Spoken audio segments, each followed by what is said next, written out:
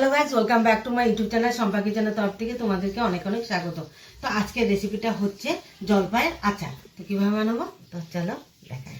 এই রেসিপিটার জন্য আমার কি কি লাগবে: সাদা শস্য, কালো শস্য, ধনে, পাঁচফোড়ন, শুকনো লঙ্কা, গোটা জিরে আর মুড়ি। তো এখানে নিয়ে নিচ্ছি লবণ, হলুদ, কাশ্মীরি লঙ্কার গুঁড়ো, চিনি। আর এখানেও নিয়ে নিচ্ছি গুড়। আর আগের থেকে আমি সিদ্ধ করে নিয়েছি।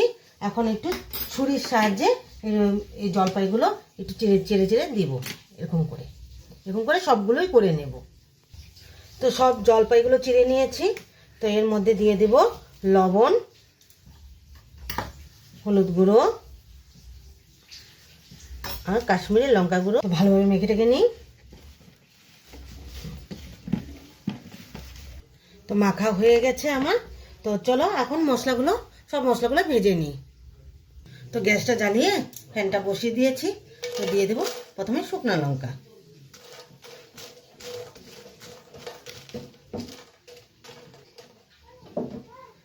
তো দিয়ে দেব ধনে, গোটা জিরে, মুড়ি, সাদা সর্ষে, কালো সর্ষে। ভালোভাবে ভেজে গুঁড়ো করে নেব।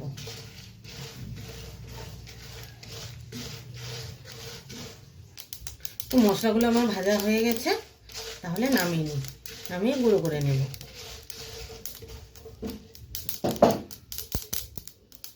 কড়াইটা বসিয়ে দিয়েছি।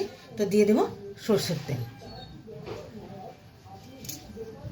তো তেলটা গরম হয়ে গেছে। তো দিয়ে দেব শুকনো লঙ্কা,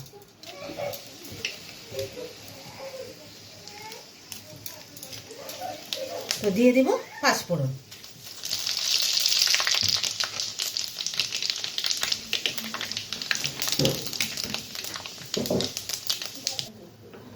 তো মশলাটা কড়া ভাজা হয়েছে। তো এক এক করে জলপাইগুলো ছেড়ে দেব। তো সব জলপাইগুলো দিয়ে দিয়েছি। তো ভালোভাবে নেড়ে নিই।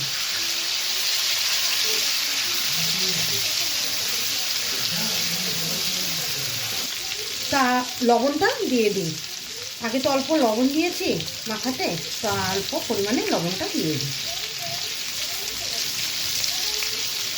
তো দিয়ে ভালোভাবে নেড়ে লবণটা জলপাইয়ের মধ্যে ঢোকে। তো দিয়ে দিব হলুদ গুঁড়ো।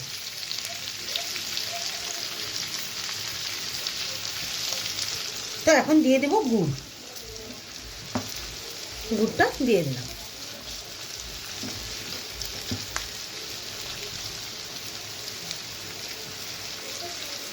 তো দিয়ে দেব চিনি। গুড় আর চিনিটা দিলে মানে আচারের টেস্টটা খুব বাড়ে।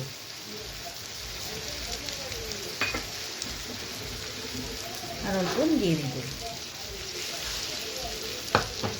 ভালোভাবে নেড়ে।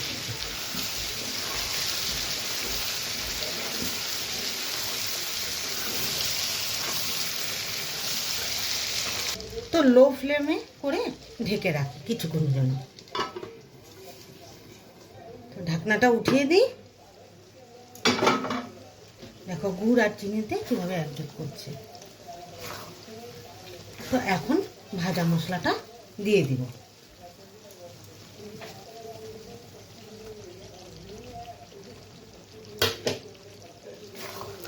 ভালোভাবে নাড়তে হবে, বারবার নাড়তে হবে, গুড়টা লেগে যাবে নিচের দিকে। তো আবারও লো ফ্লেমে ঢেকে রাখি। তো ঢাকনাটা উঠিয়ে দিই। জলপাই আচারটা হয়ে আসছে। তো তাহলে নামিয়ে নিই।